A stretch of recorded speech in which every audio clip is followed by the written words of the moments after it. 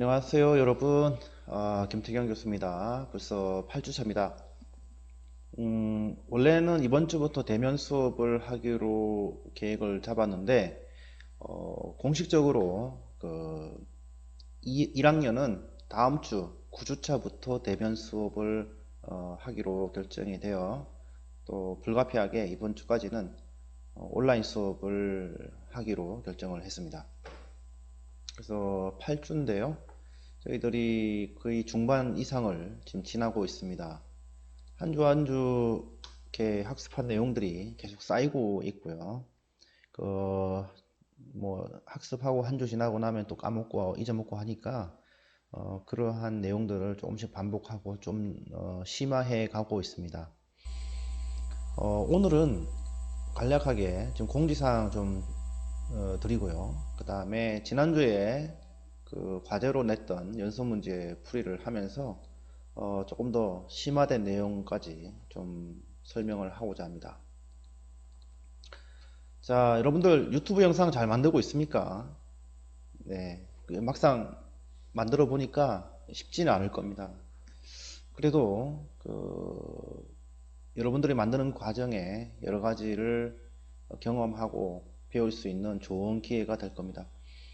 지금까지 여러분들은 누군가가 시킨 거, 그 다음에 주어진 범위 내에서 과제를 하고 문제를 푸는 그런 훈련을 많이 받아왔습니다. 정해진 답에서 주어진 보기에서 정답 하나를 찾는 그런 이제 훈련을 많이 했는데요. 하지만 유튜브 영상을 만드는 데 있어서는 그러한 정답이 없습니다. 예. 여러분들 생각, 여러분들 방향, 여러분들 계획을 대로 여러분들 마음대로 하면 되는데 그 마음대로 하되 중요한 것은 과연 이 영상을 보는 사람들이 즐거워할 것인가, 유익하다라고 생각을 할 것인가를 먼저 생각해야 됩니다. 내가 다른 사람의 영상을 봤을 때 참 잘 만들었다 라고 생각이 들 정도로 해야 되는 거죠. 자기 안에 집중하고 또 이 영상을 보는 사람들이 내가 전달하고자 하는 내용을 잘 이해했으면 좋겠다라는 생각을 가지고 이렇게 만들어야 됩니다. 과제 제출하기에 급급해서 이걸 만들면은 또 이상 의도한 대로 이제 이 프로젝트가 가지 않는 거죠.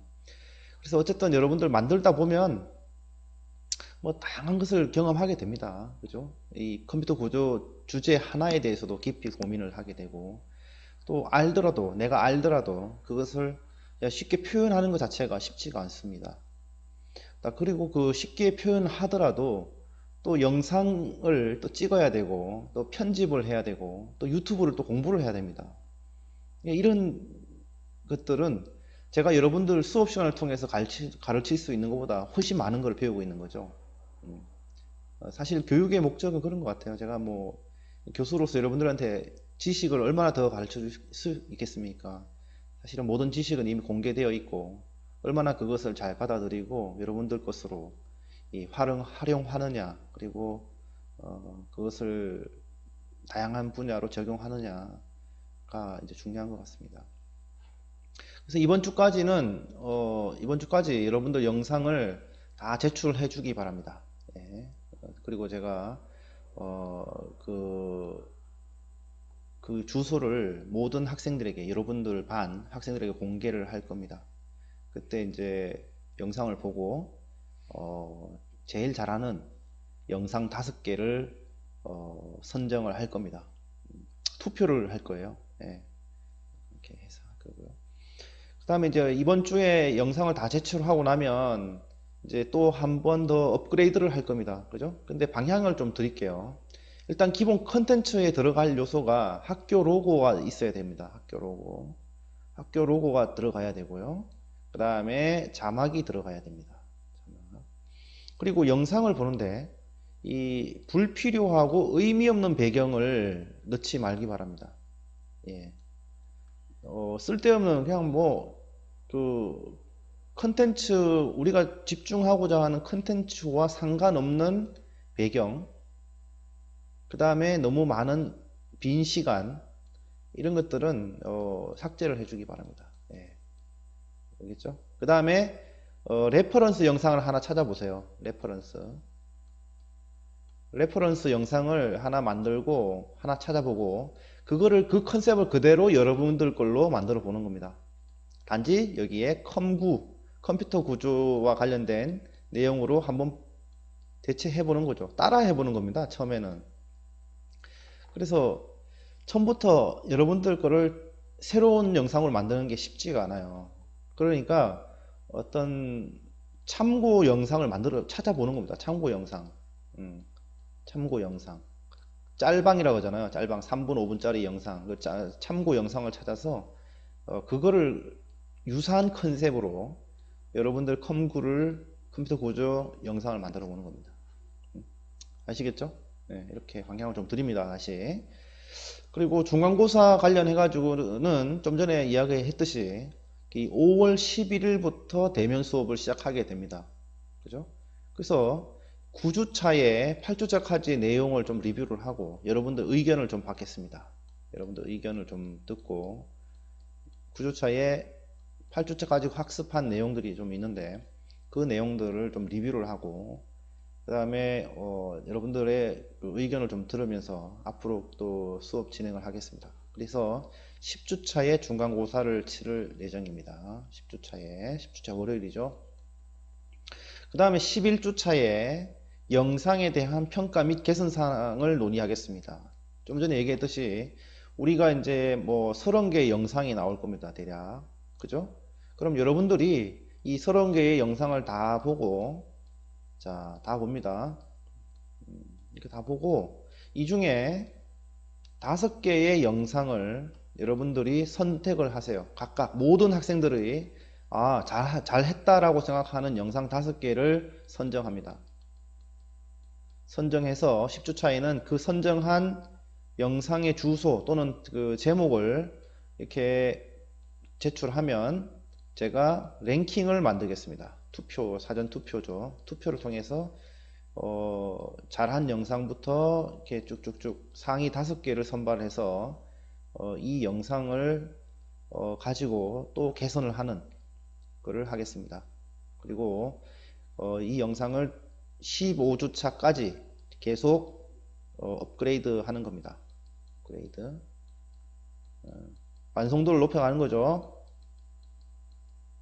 그래서 이 영상을 끝까지 해서 이때 한번 중간 평가를 한번 하고 그리고 두 번째 평가를 하겠습니다. 최종 평가.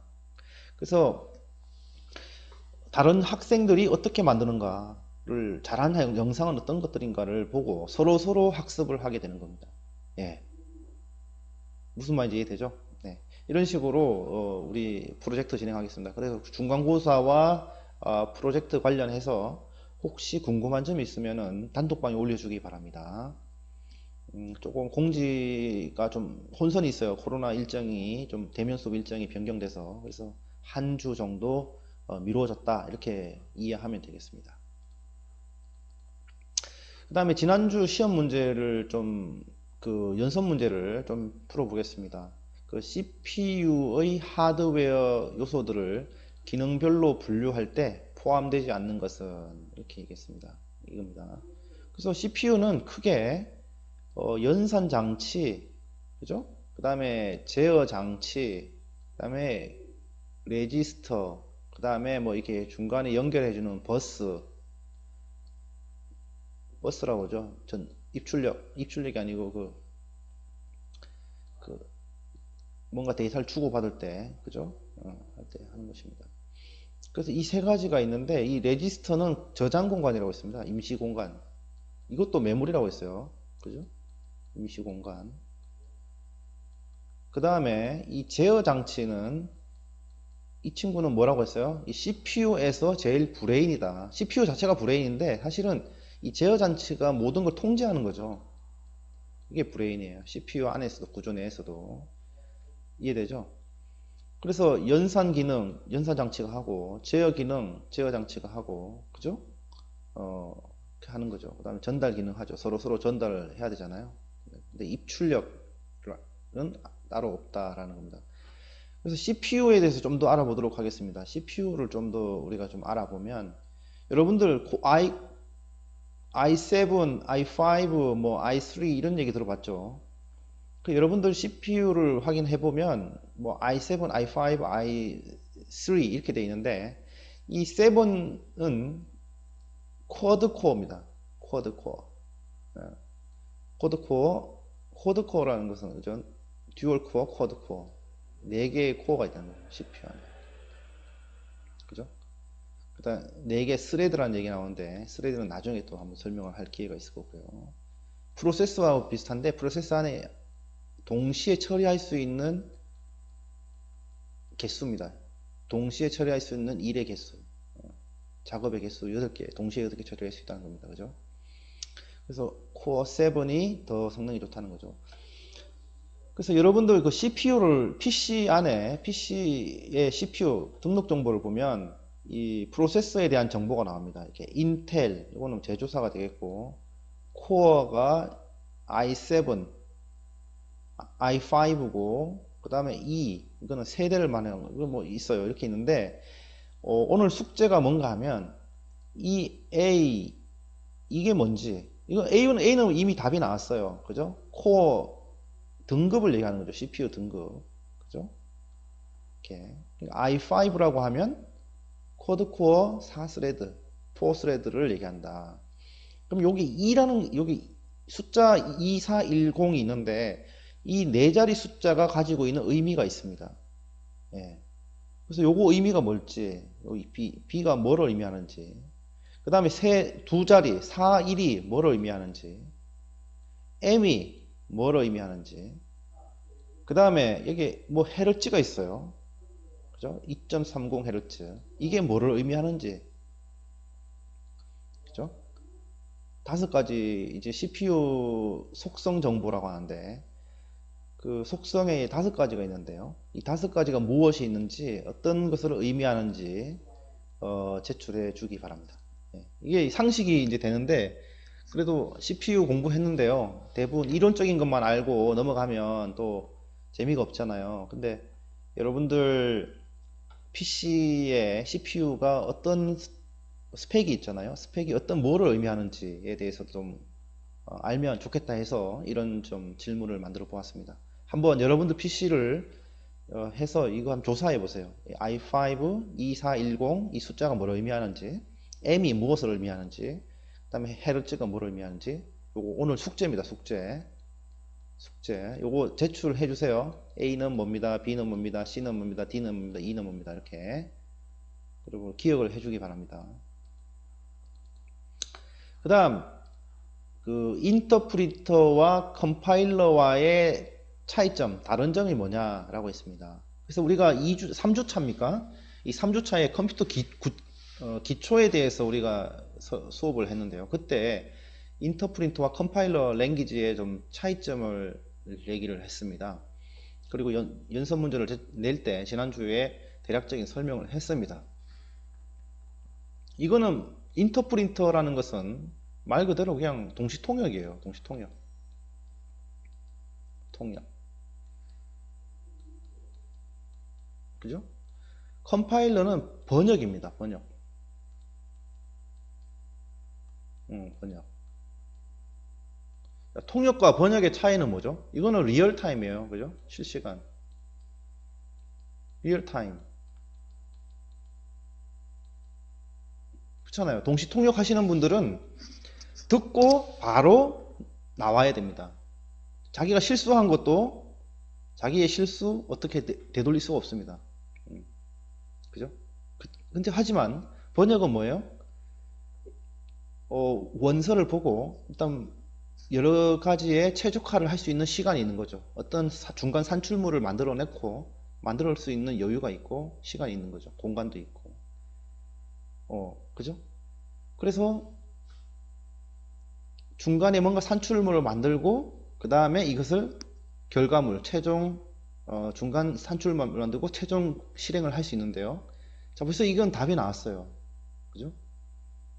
자, 좀 전에 이 차이점 내가 그 상식적으로 얘기했죠. 통역은 그냥 중간에 어떤 산출물 결과가 없이 바로 실행이 된다라고 했고, 이 번역이라는 것은 원본의 소스 문서가 있으면, 영문이 있으면 이것을 중간에 산출물을 만들어서 이거를 최종 실행하는 중간 단계가 있다는 거죠. 근데 이 중간에 나오는 이 산출물을 우리가 뭐라고 하냐면 목적 프로그램이라고 합니다. 목적 프로그램. OBJ. 예? 그래서 이 C 언어가 같은 경우는 대표적인 컴파일러 언어인데요. 이렇게 돼요. 잘 보세요. 여기 이제 소스 코드가 있잖아요. 소스 코드. 근데 이 코드를 바로 이렇게 실행해 버리는 게 아니고 이 소스 코드를 어떤 목적 파일로 이렇게 만듭니다. 만들고 그 다음에 실행합니다. 이렇게. 뭔가 하나의 실행 파일을 만들죠. 파일을 만들고 이 파일을 실행하게 되면 CPU가 이제 CPU에 로딩이 되면서 실행이 되는 겁니다. 예.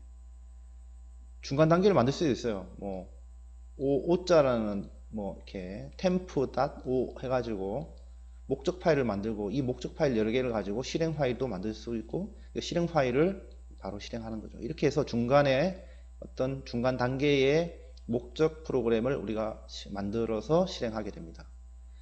자, 이것의 장점은 뭔가 하면 어쨌든 번역을 얘기했듯이 최적화라는 얘기에 최적화를 할 수 있다라는 장점이 있습니다. 그죠? 표현을 좀 더 간결하고 명확하게 할 수 있겠죠. 번역이라고 하면. 통역이라고 하면 그냥 큰 의미만 전달하는 거죠. 그런 뜻이 되겠습니다. 그래서 이 프로그래밍 언어에서 컴파일 언어와 인터프리터 언어를 얘기할 때 컴파일 언어는 중간에 뭔가 목적 프로그램을 생산해서 실행한다 이렇게 보시면 되겠습니다. 그리고 속도가 빠릅니다. 예, 최적화되어 있고요. 반면에 인터프리터 언어는 중간에 어떤 우리가 그 파이썬이죠. 이거는 이제 C고 이거 대표적인 게 파이썬입니다. 여러분들 파이썬 지금 그 하잖아요. 수업 시간 파이썬 하잖아요. 근데 파이썬은 뭐예요? 한 줄 한 줄 그냥 바로바로 중간에 뭔가 목적 프로그램 없이 이 코드가 바로 실행이 돼 버리죠. 그죠? 이 코드가 바로 실행되잖아요. 여러분들 뭐 중간에 산출물로 중간에 어떤 목적 프로그램을 하나 만들어서 이거를 실행하는 거 아니었잖아요. 그냥 코드를 짜고 이것을 바로 실행해서 결과를 우리가 볼 수 있었습니다. 그죠? 그래서 인터프리터 언어는 그냥 라인 바이 라인으로 이를 실행할 수 있다는 겁니다. 그래서 컴파일러 언어는 번역 단위가 전체를 대상으로 번역을 하고요. 그 인터프리터 언어는 한 줄씩 코드 한 줄씩 실행할 수 있는 겁니다. 실행 속도는 당연히 컴파일러 언어가 빠르죠. 그죠? 이미 다 완성된 중간에 어떤 완성된 그 목적 파일이 있기 때문에 빠릅니다. 조금 느리다라고 하는데 뭐 그렇게 사람이 체감할 정도로 느리다라는 건 아니고요. 근데 반면에 번역 속도는 느리죠. 왜냐하면 중간에 뭔가를 만들어서 이 중간을 실행해야 되기 때문에 이 번역 속도는 약간 느린 편이 있지만 이거는 중간에 번역하는 작업이 없기 때문에 빠르다. 목적 프로그램 만들죠. 이거는 만들지 않습니다. 메모리 할당은 목적 프로그램 생성 시에 사용하고 이건 사용 안 합니다. 그래서 답은 인터프린터와 이 컴파일러 언어의 차이점은 목적 프로그램을 생성하냐 안 하냐의 차이가 되겠습니다. 자, 그 다음 명령어 코드가 명령어 수행할 수 있게 필요한 제어 기능을 해주는 것은 뭐 제어 기능인데요. 당연히 그러니까 CPU에서 제어 장치가 되겠습니다. 제어 장치. 자, 이 레지스터, 누상기, 스택 이건 따로 한번 찾아보시고요. 이 제어 장치가 좀 전에 얘기했듯이 그 CPU 구조에서 가장 핵심이 되겠습니다. 핵심. 이 친구가 이 제어 장치가 CPU를 통제합니다. 통제한다고 있어요. 얘가 브레인이라고 했습니다. 그죠? 그래서 컴퓨터에 있는 모든 장치의 동작들을 지시하고 제어하는 장치입니다. 예. 지시하고 제어한다. 데이터 가져와. 가져왔어? 여기서 처리해. 산술 놀이장 처리해. 처리할 때 이 메모리 버퍼 활용해. 모든 걸 통제합니다. 지휘하는 거죠. 지휘. 그래서 제어 장치는 명령 레지스터에서 읽어드린 명령어를 해독해서 해당하는 장치에게 제어 신호를 보내서 정확하게 수행하도록 지시한다. 그리고 이제 자 보세요. CPU 안에는 제어 장치, 산술 논리 연산 장치, 레지스터, 그 다음에 이 세 가지가 유기적으로 데이터를 주고받을 수 있는 내부 버스, 가 있다고 했습니다. 그리고 제어 장치 안에는 제어 장치 안에는 여러 가지 기능, 컴포넌트, 구성 요소들이 있습니다. 자, 두 번째 숙제입니다. 이제 우리가 지난번에는 레지스터의 구성 요소, 레지스터 종류에 대해서 알아보라고 했었잖아요. 오늘은 이 제어 장치의 구성 요소를 찾고 그 외에 기능을 정리해서 제출해 보시기 바랍니다. 오늘 숙제입니다. 지금 우리가 CPU, 메모리, 디스크 이 구조를 지금 공부를 했죠. 그리고 CPU에서 지금 세 가지가 있는데 핵심은 그죠? CPU에서 그 다음에 뭐 컨트롤러, 제어 장치, 산술, 논리 연산 장치, 그 다음에 레지스터 이렇게 공부했어요. 근데 지금 지난번에 레지스터에 대한 그에 대한 어떤 학습을 했고 이번에는 제어 장치에 대해서 한번 알아보는 겁니다. 크게 우리가 전체적인 학습을 하고 지금 CPU에 대해서 좀 더 세부적으로 지금 물어보는 겁니다. 제어 장치의 구성 요소와 기능, 각 구성 요소별 기능을 정리해서 제출하는 겁니다. 이해됐습니까? 예. 검색하면 다 나와요. 나오는데 제어 장치가 그 CPU 안에서 제일 중요한 역할을 하는데 그 중요한 역할을 하기 위해 어떤 장치들이 존재하는지, 기능들이 존재하는지를 찾아보고 이렇게 정리를 해주면 됩니다. 두 번째 질문입니다. 자, MAR 지금 뭐 들어봤어요. 이 용어 MAR은 뭐라고요? 이거는 어디에 있는 거예요? MAR 풀네임을 보니까 레지스터네요. 기억 장소네요. 그죠? 기억 장소. 그래서 이거는 지난번에 우리가 레지스터에 대한 내용을 우리가 했을 때 이미 여러분들이 자료를 찾아봤습니다. 그래서 이게 동작인데 타이핑하는 과정에 그래서 읽기 동작이나 쓰기 동작을 수행할 기억 장소의 주소를 저장하는 레지스터다. 앞으로 그죠? 처리할 데이터가 있는 주소 공간을 기억하는 곳이다. 이렇게 되겠습니다. 그죠? 그래서 1번이 되겠습니다. 자, 이거 메모리에 대한 겁니다. 자, 좀 전에 문제는 CPU에서 우리가 제어 장치, 컨트롤러와 레지스터에 대한 문제였어요.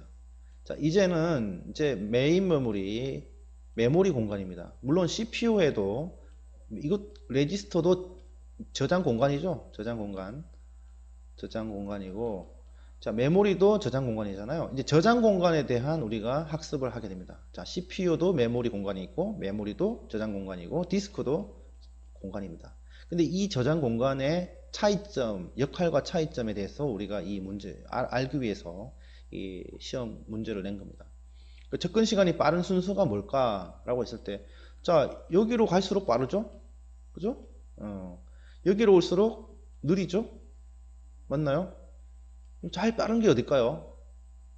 자, 지금 캐시 메모리는 CPU 안에 있지 않나요? 그죠? 그 다음에 메인 메모리, 그 다음에 디스크 테이프가 있어요. 우리가 배운 거는 디스크밖에 없다. 그렇다면 테이프이 마지막이겠네. 그래서 1, 2, 3, 4가 되겠습니다. 캐시 메모리가 제일 빠르죠. B, A, C, D, B, A, C, D 2번이 답이 되겠습니다. 이렇게.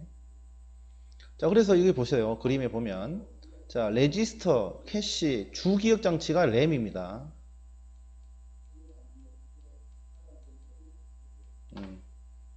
메인 메모리라고도 하잖아요. 지금 용어가 여러분들 막 시험 문제에 보면 막 혼용해서 써요. 메인 메모리라고도 합니다. 그러니까 용어 때문에 여러분들 막 헷갈릴 수 있어요. 똑같은 얘기예요. 램, 주기억 장치, 메인 메모리 이렇게 똑같은 얘기입니다. 그 다음에 보조 기억 장치, 하드 디스크, HDD. 또 무슨 말 있습니까? 자기 디스크, 자기 디스크.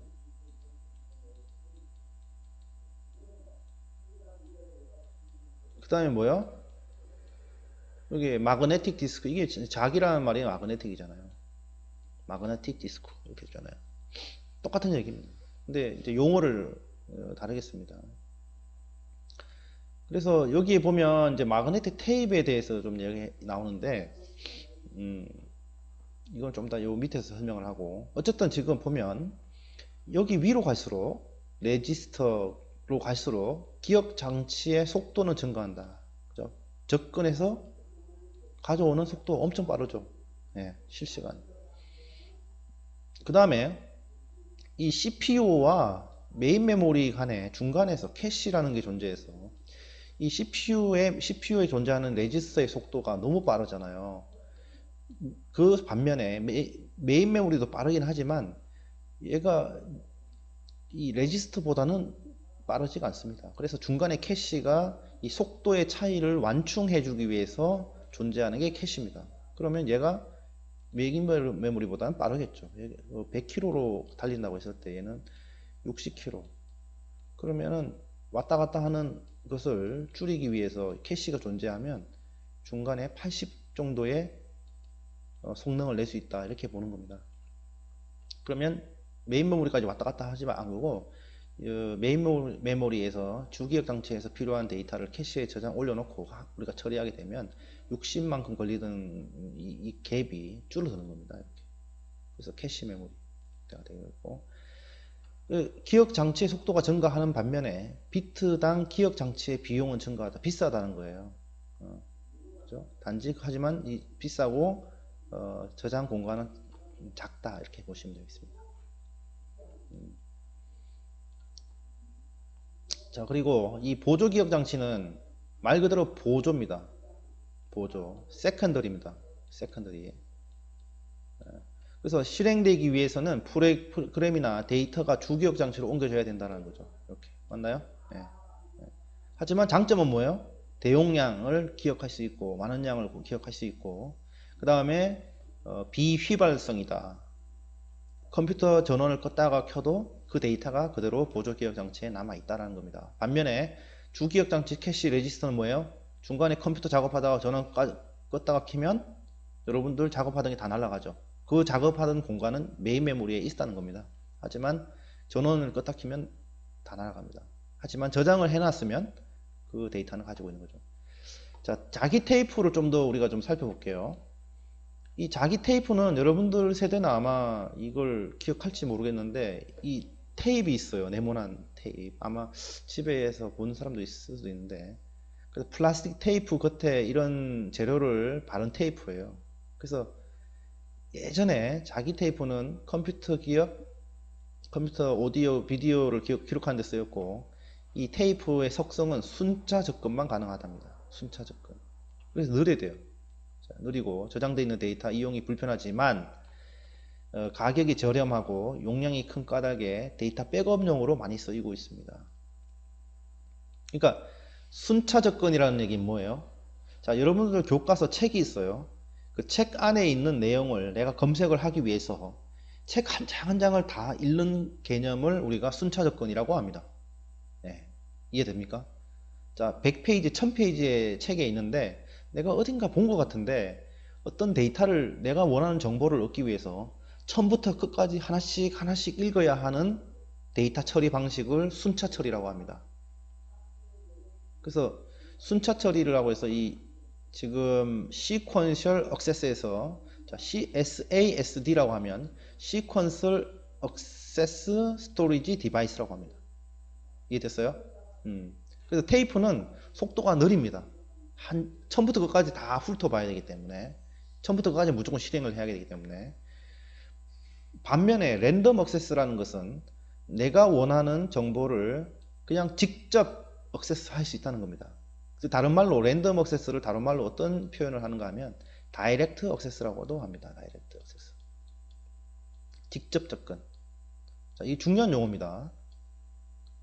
앞으로 DB 시간, 뭐 컴퓨터 프로그래밍 시간, 데이터 구조 시간, 알고리즘 시간 다 나옵니다. 시퀀셜 액세스, 랜덤 액세스. 이거 중요한 개념이에요. 컴퓨터 구조지만 기본적으로 컴퓨터 전공을 했다면 이거는 알고 있어야 되는 겁니다. 자, 여러분들 랜덤 액세스의 예전은 뭘까요? 자, 여러분들 잘 보세요. 여러분들 책 안에 목차가 있죠. 그 목차에 보면 페이지 번호가 있어요. 자, 그러면 우리는 목차에 해당하는 페이지 번호를 바로 접근할 수 있죠. 목차를 보고 원하는 내용을 바로 찾아갈 수 있죠. 이해됩니까? 자, 좀 전에 이 목차라는 인덱스라고 하잖아요. 목차에 페이지 번호가 없으면 우리가 그 내용을 찾기 위해서 처음부터 다 읽어가야 된단 말이에요. 맞나요? 네. 자, 그 다음 예를 들어 가지고 아파트가 있어요. 아파트 20층인데요. 20층 우리가 한 단지 안에 건물이 10동이 있고 그 다음에 한 동에 그죠? 10층이 있다고 칩시다. 그럼 내가 원하는 주소를 찾기 위해서 택배 아저씨가 그 동 모든 걸 다 방문한다고 보세요. 얼마나 느리겠어요.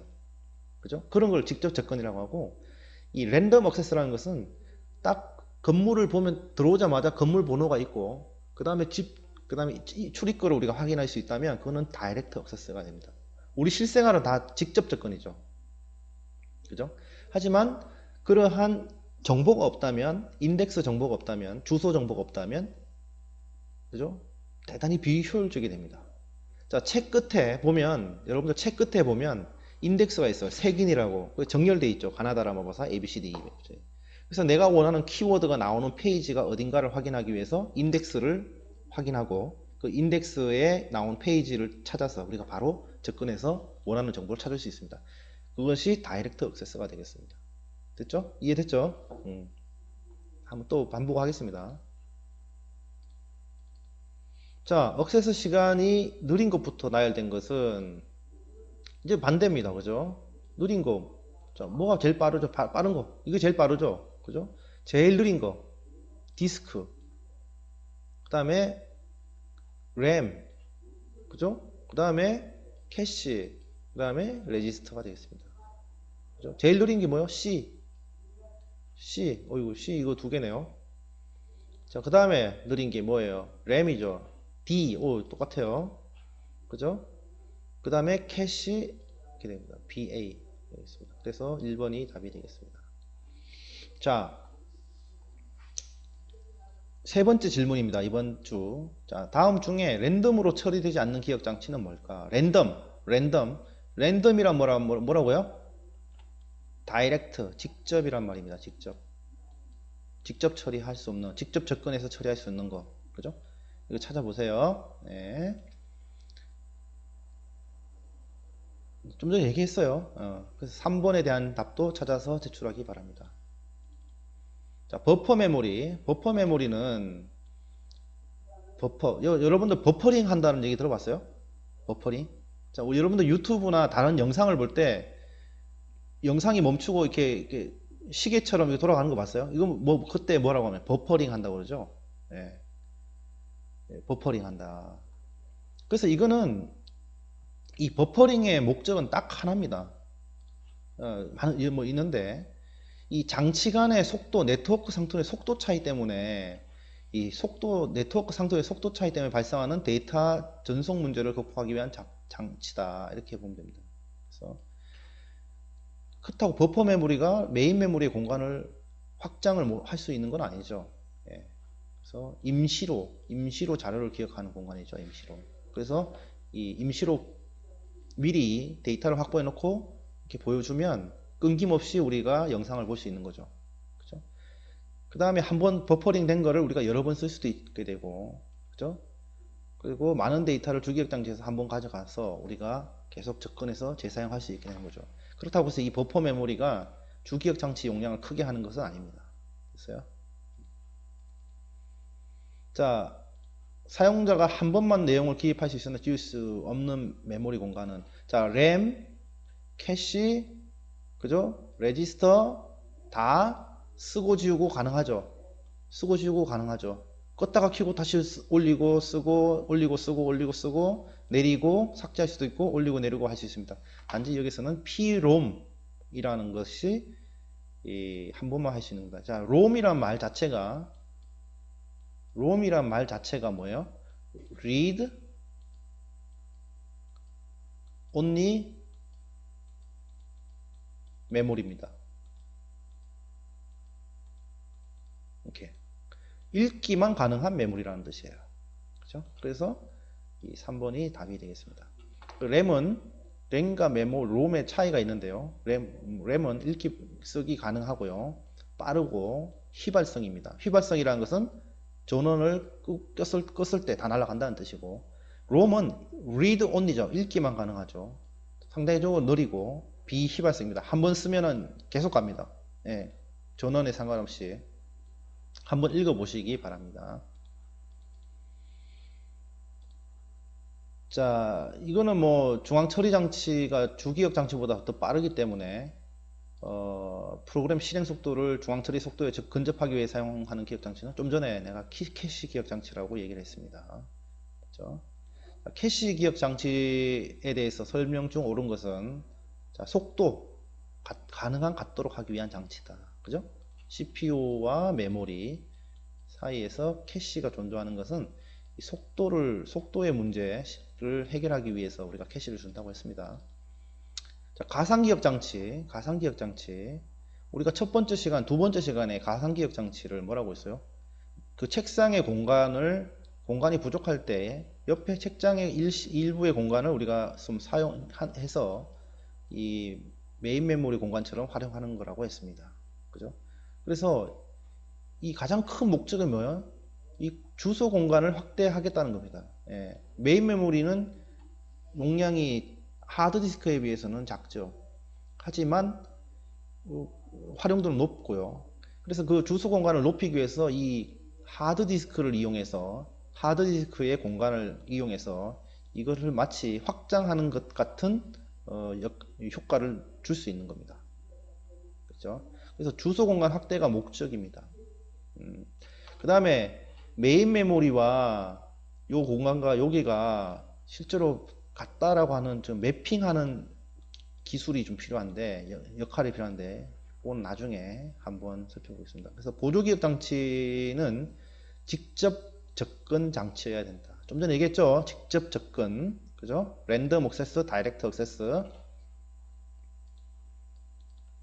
자, 가상 메모리로 활용할 수 있는 보조 기억 장치. 좀 전에 얘기했습니다. 직접 접근입니다. 그 다음에 저렴해야 되겠죠. 그 다음에 공간이 좀 넓어야 되겠죠. 하드디스크죠. 또는 자기 디스크. 이렇게 표현도 가능하죠. 자, 메모리 버퍼. 그죠? 얘기했습니다.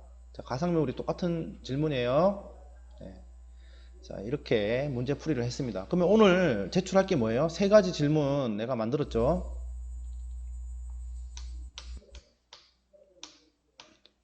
자, 이 세 번째 질문에 대한 답도 제출해야 되고, 자, 두 번째, 제어 장치의 구성 요소와 기능도 여러분들 제출해야 됩니다.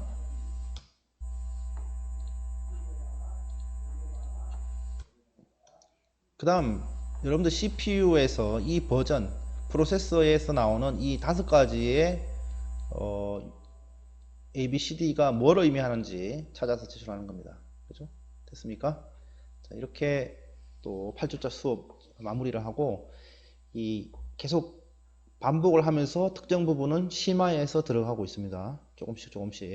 자, 잘 기억해 주시기 바라고 그런 것들이 다 시험 문제로 나올 것 같습니다. 자, 이렇게 8주짜 수고했습니다. 네, 다음 주에 우리 학교에서 봅시다.